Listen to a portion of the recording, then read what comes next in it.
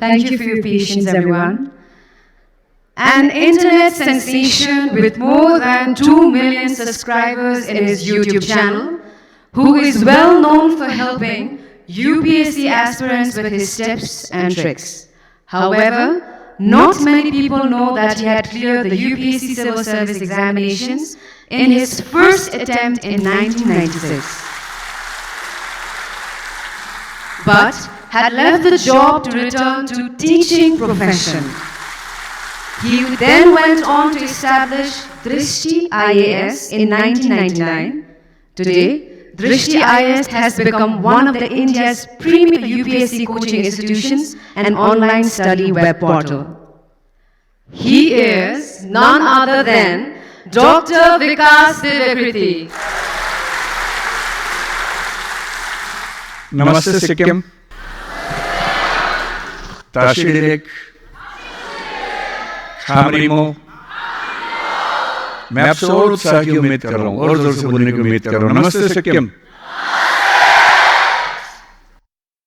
मैं 4 साल पहले सिक्किम आया था as a tourist with my family, और मैं इसी गैंगटॉक में रहा कुछ दिन। मैं बॉर्डर तक भी गया, नाथुला भी गया, हरभजन मंदिर भी देखा, सब कुछ देखा। पर मुझे ये उम्मीद नहीं थी कि इस नाचीज को, I hope you understand Hindi properly, नाचीज का मतलब worthless person।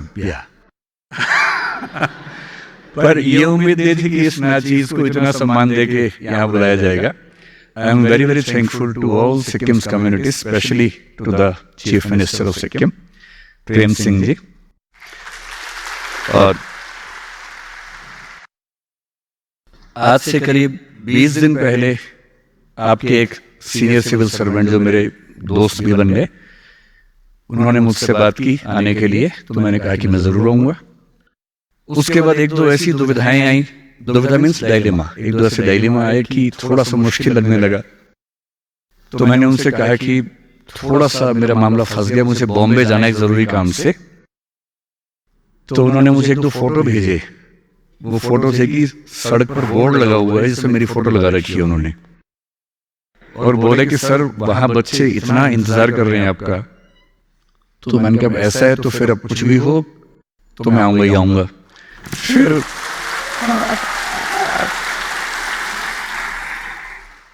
फिर पता लगा कि तीस्ता में जो दुर्घटना हुई, एक्सीडेंट हुआ, उसके बारे में पता लगा। तो मुझे एक दो लोगों ने कहा कि इतना रिस्की है, क्यों जा रहे हो?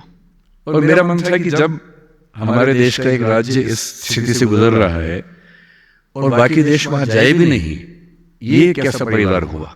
एक परिवार होने का मतलब तो ये है कि हम वहां पर साथ में खड़े हैं। तो मैं अपनी आज की बात शुरू इसी बात से करूंगा कि जो हमारे सैनिक, जो हमारे अधिकारी, जो हमारे नागरिक इस आपदा में, इस डिजास्टर में जिनकी जिंदगी चली गई, जिनके परिवार के लोग चले गए, सबसे पहले उन सबको विनम्र श्रद्धांजलि और उनके सम्मान के साथ ही हम आज की बातचीत को शुरू करेंगे। तो मुझे अभ्यास है, प्रैक्टिस है बहुत लंबी स्पीच देने की। So I am a habitual speaker and I can speak for 4, 5, 6, 8, 10 hours without any break. So that is my profession actually. पर आप लोग छोटे बच्चे हैं और मुझे बताया गया कि मतलब बच्चों पे टॉर्चर नहीं करना है, तो मैं कोई टॉर्चर करने के मूड में नहीं हूं एकदम। So just to understand what exactly do you expect from me? तो मैंने कहा कि मैं पहले बच्चों से कुछ सवाल पूछूंगा, मतलब मैं नहीं पूछूंगा, बच्चों को कहूंगा कि वो मुझसे सवाल पूछे, जस्ट टू मेक श्योर कि आप किस तरह की डिस्कशन मुझसे चाहते हैं, so that I can speak on the topics you want। जो मुझे थोड़ा थोड़ा आइडिया है सिक्किम की यूथ के बारे में। एक तो ये है कि सिक्किम की यूथ को सरकारी नौकरी की बहुत इच्छा होती है, और शायद इसीलिए मुझे बुलाया भी गया होगा कि मैं सिविल सर्विसेज के लिए पढ़ाता हूं। पर मैं तो सरकारी नौकरी छोड़ के ये काम कर रहा हूं, इसलिए हो सकता है कि मैं बहुत सूट ना करूं, मेरा अपना एग्जाम्पल बहुत सूट ना करे। दूसरा, मैं सिक्किम को लेकर कुछ बातों से बहुत खुश रहता हूं। मतलब मेरे जो फेवरेट कुछ स्टेट्स भारत के हैं उनमें एक सिक्किम भी है, और उसके कुछ खास रीजंस मेरे पास है। मैं किसी स्टेट या किसी शहर या किसी देश का इवेल्युएशन या मूल्यांकन, अगर मेरी हिंदी मुश्किल हो आप बोल दीजिएगा, मैं और इजी कर दूंगा उसको। अगर किसी देश या किसी समाज को इवेल्युएट करना हो तो मेरे हिसाब से दो कसौटियां सबसे बड़ी। उसका जीडीपी कितना है वो बड़ी कसौटी नहीं है, वो कितना कमाता है, कितने पैसे उसके पास हैं। ठीक है, किसी समाज के पास ज्यादा पैसे हैं, किसी के पास कम पैसे हैं, वो ठीक है। मेरी राय में, क्योंकि मैं सोशियोलॉजी का स्टूडेंट रहा हूं, मैं कई विषयों का स्टूडेंट रहा हूं, मुझे बड़ा मजा आता है अलग अलग विषय पढ़ने में, पर सोशियोलॉजी ने मुझे एक बात सिखाई कि किसी सोसाइटी में फीमेल्स का पार्टिसिपेशन कितना है ये बताता है कि वो सोसाइटी कितने सिविलाइज्ड है। दूसरा, कोई सोसाइटी अपने बीच में जो माइनॉरिटीज हैं, जो अलग अलग कम्युनिटीज हैं, उन सबके साथ कैसे ट्रीटमेंट करती है ये बताता है कि वो समाज, वो सोसाइटी कितनी सिविलाइज्ड है। These are two fundamental parameters on which I value और weigh any society wherever I go. मैं घुमक्कड़ आदमी हूं, दुनिया भर घूमता रहता हूं, कई देश घूमा हूं, कई राज्य घूमा हूं, but this is how I try to जज ए सोसाइटी। और जब मैंने पढ़ा सिक्किम के बारे में पिछले कुछ दिनों में, तो मुझे पता लगा कि सिक्किम देश का वो राज्य है सारे राज्यों में, सारे यूटीज में मिला के, जहां विमेन की वर्क पार्टिसिपेशन देश में सबसे ज्यादा है, नंबर 1 पे है। और अगर विमेन नौकरी कर पा रही है, घर से बाहर निकल के काम कर पा रही हैं, इसमें अंडरस्टूड है कि वो प्लेस अपने आप में सेफ भी है। अगर वो सेफ नहीं होगा तो कोई घर से बाहर कैसे निकलेगा? कोई घर से बाहर निकले, नौकरी करे, क्योंकि नौकरी करने के मामले में मैं जिस बेल्ट से हूं, मेरा जन्म दिल्ली में हुआ, मेरी परवरिश हरियाणा में हुई, अब मैं दिल्ली में रहता हूं। उस बेल्ट में विमेन पार्टिसिपेशन उतना नहीं है। उसकी एक वजह शायद ये भी है कि सिक्योरिटी के इश्यूज थोड़े ज्यादा रहते हैं। जब सिक्योरिटी के इश्यूज नहीं होंगे तो लोग बाहर भी निकलेंगे, काम भी करेंगे। और एक सोसाइटी जिसमें वर्क एनवायरनमेंट में विमेन को सबसे बेहतर स्थितियां मिलती हों, तो जब मैं देखता हूं तो मुझे फख्र होता है, गर्व होता है, प्राइड होता है कि उस राज्य में मैं आकर आप सबसे बात कर रहा हूं। तो पहली बात तो ये खुश रहने की, और हमें पता होना चाहिए कि हमें किन बातों को खुश रहना है। हम सबके जीवन में ऐसी बहुत सारी बातें हैं जिन पे हमें खुश होना चाहिए, पर पता नहीं होता हम लोगों को। So whenever someone asks you why are you a proud Sikkimese, you must tell that we belong to a state where women are highest in the participation of workforce and we are proud for that. We have fight for that.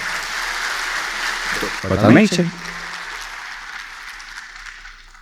So, when the resident commissioner of Sikkim Bhavan in Delhi, Mr. Ashwini Chand, talked to me और मुझे कहा कि आप आएंगे तो अच्छा रहेगा, तो जो उनकी पंच लाइन थी, जिस लाइन के बाद मुझे लगा कि जाना ही होगा, वो थी कि सीएम साहब भी टीचर रहे हैं। और मुझे लगा वाह, ये तो हम तो सेम प्रोफेशन के लोग हैं, सेम बैकग्राउंड के लोग हैं, फिर तो एक स्पेशल रीजन बनता है कि वहां पर मैं जाऊं। तो सेकंड पैरामीटर जो मैं आपसे कह रहा था, मुझे यहाँ की डेमोग्राफी के बारे में आइडिया है, ठीक ठाक आइडिया है। यहाँ जो नेपालीज सिक्किमीज कम्युनिटी है, यहाँ जो लेप्चाज हैं, जो भूटियाज हैं, या मैं कहूँ कि दो कम्युनिटीज बुद्धिज्म से जुड़ती हैं, और बुद्धिज्म भी वज्रयान बुद्धिज्म, जो अपने आप में बहुत इंटरेस्टिंग फिनोमेना है। मैं फिलोसफी और लिटरेचर पढ़ाता रहा हूँ, तो उसमें वज्रयान बुद्धिज्म को हम खूब उसमें पढ़ते भी हैं, समझते भी हैं। मेरे लिए बहुत इंटरेस्टिंग फिनोमेना है कि एक समाज जिसमें 3 कम्युनिटीज मेजरली और बहुत सारी कम्युनिटीज बहुत कम पार्टिसिपेशन के साथ रहती हूं, और मैं हिस्ट्री ढूंढ के थक गया, मुझे आज तक ऐसा नजर नहीं आया कि यहाँ कभी कम्युनल क्लैशेस या टेंशंस होती। इतनी शांति के साथ इतनी कम्युनिटी साथ में रहें, इसका मतलब है कि जिसको हम कंपोजिट कल्चर कहते हैं, वो यहाँ पढ़ाई की बात नहीं है, वो हमारे संस्कारों का हिस्सा है, वो हमारे वैल्यू सिस्टम का हिस्सा है। And ultimately in the world of values, in the world of ethics, हम ये मानते हैं कि कॉस्मोपॉलिटनिज्म सबसे अच्छी वैल्यू है, जिसका मतलब है कि समाज अपने हर व्यक्ति को, वो जिस बैकग्राउंड से है, जिस फेथ के साथ से, जिस तरीके से जीता है, उसको उसी रूप में एक्सेप्ट करे, उसके ऊपर अपने आप को हावी ना करे, उस पर दबाव ना डाले, और एक ट्रू जिसको हम कंपोजिट कल्चर कहेंगे, वैसी कल्चर अगर मैं देख पा रहा हूँ तो हमें सिक्किम में दिखती है। तीसरी बात जो मुझे यहाँ की बड़ी अच्छी लगी, कल रात को जब मैं आया, लंबा ट्रेवल था बागडोगरा से, हमें पता लगा कि जो मेन रास्ता है वो टूटा हुआ है, तो बड़ा मजेदार रास्ता था। हम 5 बजे बागडोगरा से निकले तो पता लगा कि जो मेन रास्ता वो टूटा हुआ है, जो 3-3.5 घंटे वाला है, अब जो रास्ता वो 7 घंटे वाला है। हमने कहा ठीक है, कोई बात नहीं, तो 12 बजे पहुंच जाएंगे। व्यवस्था बड़ी अच्छी थी सिक्किम सरकार की, कोई दुविधा नहीं थी, कोई परेशानी नहीं थी, बहुत सुकून से आ रहे थे। अब 7 घंटे के अचानक जो दूसरी गाड़ी साथ में थी, वो टाई करते हुए आगे रुक गई। तो हमने पूछा क्या हुआ? तो पता लगा जो दूसरा रास्ता है जिससे हम जा रहे हैं, उसमें 2 टैंकर पलट गए हैं, वो भी बंद हो गया है। तो फिर मैंने कहा कि फिर वापस दिल्ली चले। तो बोले नहीं, दिल्ली नहीं जाना है, जाना तो सिक्किम ही है। जब 2 ही रास्ते हैं, दोनों बंद हो गए, कैसे जाएंगे? फिर आधा घंटा वहीं रुके, आधा घंटा कुछ सिस्टम ने काम किया, तीसरा रास्ता खोज निकाला। तो जब पहली बार खोजा, जो लोग मेरे साथ थे, मैंने उनसे पूछा कि ये कैसा रास्ता है, तो उनमें से एक ने रैंडमली अपने हिसाब से कहा कि सर इसमें 3-4 घंटे एक्स्ट्रा लगेंगे। तो मैंने पूछा एक्स्ट्रा 3.5 से या 7 से? तो बताया 7 से एक्स्ट्रा लगेंगे 3.5। तो बन गया अच्छा। तो फिर मैंने उनसे कहा अश्विनी जैसे कि लगता है कि रात को 3-4 बजे पहुंचेंगे, तो या तो मेरा प्रोग्राम थोड़ा लेट करवा दीजिए ताकि मैं 4-5 घंटे सो सकूं, ताकि बात तो ठीक से करूं, ऐसा ना लगे कि मैं बहकी बात करूं और लोग सोचें कि ड्रग्स लेके आ गया है। जो कि मैंने सुना कि यहाँ एक उभरती हुई समस्या है, देश भर में समस्या है, हर जगह समस्या, तो यहाँ भी यही वो समस्या। तो खैर लेकिन जो लोग हमारे साथ थे वो बड़े कमाल के लोग थे। पता नहीं कहाँ से कोलंबस लोग थे वो, बेसिकली कहाँ से उन्होंने कोलंबस वास्को डी गामा के रास्ते निकाले, और जो हमें 5 बजे चल के 12 बजे पहुंचना था, हम 10:30 पे पहुंच गए। हम सिर्फ 5.5 घंटे में, बल्कि शायद 10:15 के आसपास सिक्किम पहुंचे, गंगटोक पहुंच गए, और बड़ा रिलीफ हुआ। बहुत अच्छे तरीके से नींद पूरी की, और फिर मुझे लगा कि शांति से और प्यार से बात होगी। तुझे खाना खाने बैठे हम रात को, उसका टेस्ट थोड़ा अलग लगा, अच्छे वाला अलग, खराब वाला अलग, अच्छे वाला अलग लगा। तो मतलब दुनिया के किसी भी हिस्से में जाएंगे तो खाने का टेस्ट अलग होता है, पर ये थोड़ा और अलग लगा। तो फिर मेरी आदत है नेट पे सर्च करने की, सर्च के why Sikkimese food taste so different. तो फिर एक बात और पता लगी, जिसके बाद अगर मेरी पत्नी को पता लग गई तो वो यहाँ पर गाड़ी खरीद लेगी। अगर अलाउड होगा तो मुझे पता नहीं अलाउड है गाड़ी खरीदना। तो पता लगा कि सिक्किम भारत का नहीं, दुनिया का पहला स्टेट है जो 100% ऑर्गेनिक स्टेट है। इसका मतलब क्या होता है? ताली तो बजा दी आपने, पर इसका मतलब नहीं पता होगा कई लोगों को। अगर पता है तो अच्छी बात है, किसी बच्चे को शायद ना पता हो। इसका मतलब ये होता है कि सिक्किम के फूड प्रोडक्शन में, खेती में, फार्मिंग में केमिकल फर्टिलाइजर्स, केमिकल पेस्टिसाइड्स का इस्तेमाल 0 होता है। which means आप जो खाते हैं वो दुनिया का सबसे प्योर खाना है। इससे ज्यादा प्योर खाना इस पूरे संसार में कहीं नहीं मिलता है। और कितनी बड़ी बात है। इसीलिए आप सबके चेहरे इतने चमक रहे हैं, इतने सुंदर आप लोग हैं, इसीलिए इतना अच्छा खाना खाएंगे, ज्यादा सुंदर होंगे। हम भारत के बाकी राज्यों में जो खाना खाते हैं उसमें कई बार लगता है कि केमिकल खा रहे हैं कि खाना खा रहे हैं, समझ में नहीं आता है। क्योंकि केमिकल फर्टिलाइजर्स के बिना, पेस्टिसाइड्स के बिना प्रोडक्शन हो ही नहीं पाता है। अगर नहीं डालेंगे तो प्रोडक्शन कम होगा। तो हमें तय करना होता है कि भूख से मरे या थोड़ा केमिकल पेस्टिसाइड खा के जिंदा रह लें। तो हम केमिकल खा रहे थे, काम चला देते। लेकिन क्या होता है कि हम जहाँ हैं हमारे पास क्या अच्छा है कई बार हमें पता नहीं होता है। और मुझे लगता है कि सिक्किम के पास ये 3 ऐसी वजहें हैं कि अगर ये आपको पता हो तो तो आप गौरवान्वित हो सकते हैं, प्राइड फील कर सकते हैं, और फिर इस दुनिया में आगे बढ़ने का ख्वाब देख सकते हैं।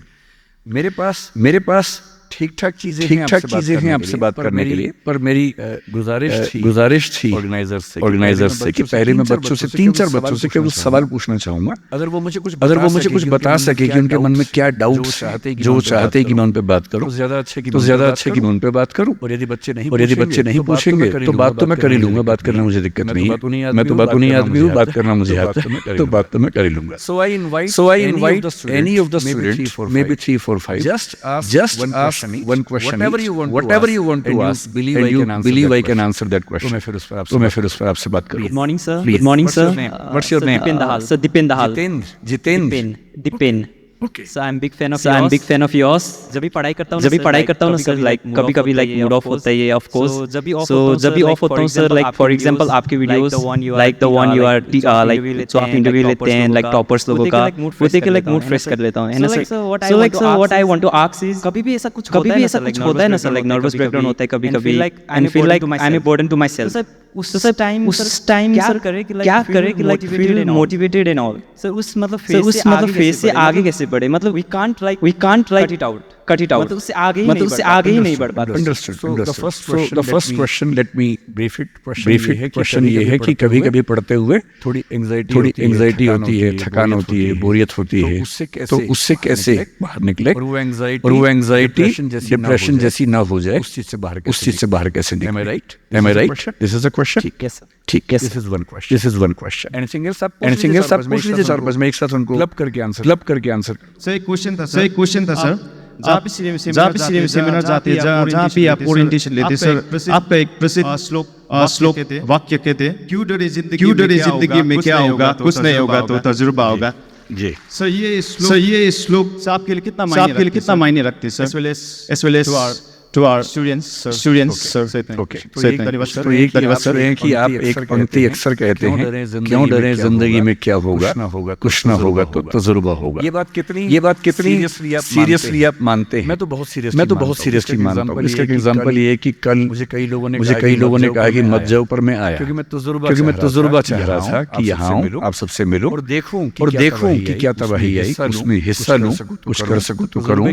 तजुर्बे की कीमत सबसे ज्यादा है, बात करेंगे इस बारे में। Sir good afternoon sir, Shubham Mishra Sikkim university से। सर मेरा एक ये सवाल है कि जैसे कभी भी कोई डिसीजन मेकिंग में कैसे हम अपने आप को और ग्रोथ कर सकते हैं और कैसा अच्छा डिसीजन ले सकते हैं कोई भी सिचुएशन में, चाहे वो अंडर प्रेशर हो या ओवर प्रेशर हो। How to take decision in your life. Good afternoon, sir, and good afternoon, everyone present out here. Sir, मेरा नाम शशांक गुरु है। मेरा क्वेश्चन ये है कि आपसे कि आपका प्रिपरेशन के साथ था जब आपने पहली एटम में ही सिविल सर्विस एग्जाम क्लियर किया था। आप मुझे थोड़ा टिप्स बता सकते हैं? ठीक है, so the last question is some tips about civil service exam, right? ठीक है, मुझे एक बेसिक आपका आइडिया हो गया, फ्रेम ऑफ रेफरेंस मिल गया कि आप किस तरह की चीजें डिस्कस करना चाह रहे हैं। पर इंटरेस्टिंग बात है कि 5 क्वेश्चन पूछने वालों में 5 मेल थे, जबकि मैं कह रहा था कि यहाँ फीमेल पार्टिसिपेशन सबसे ज्यादा है। तो ये कैसे हुआ सिक्किम में? ये तो सिक्किम के लिए बड़ी चिंता की बात हो गई। So let us take at least 2 questions from female participants. उनके सवाल शायद थोड़े से अलग हों। गुड आफ्टरनून सर, मेरा क्वेश्चन ये है, मैं अभी रिसेंटली बीएड कर रही हूँ। सर आपने पहली अटेम्प्ट में यूपीएससी क्लियर कर लिया, फिर वो छोड़ के आपने वही टीचिंग प्रोफेशन चूज करने का क्या वो बस वही जानना था, क्योंकि सर टीचिंग में ना अभी हम वो फील्ड में आ भी गए हैं ना, तो डर लगता है तुम क्लासरूम में क्या करना है, कैसे डील करेंगे स्टूडेंट्स से। तो सर मुझे वही जानना। तो मुझे बड़ा सुकून मिला कि एक बच्चा तो ऐसा है जो किसी और प्रोफेशन की बात कर रहा है, टीचिंग के बारे में। गुड। तो आपका सवाल है कि मैं टीचिंग में क्यों आया, वो छोड़ के, और आप टीचर के तौर पे क्या ध्यान रखें अच्छे टीचर बनने के लिए। ठीक है। So first of all, thank you sir for coming to this place. I am Smita Rai and I am from B.Ed College. Sir, as I have completed my graduation 5 years ago, sir, now I think that preparing for the UPSC is like being so late. Sir, am I being so late? Like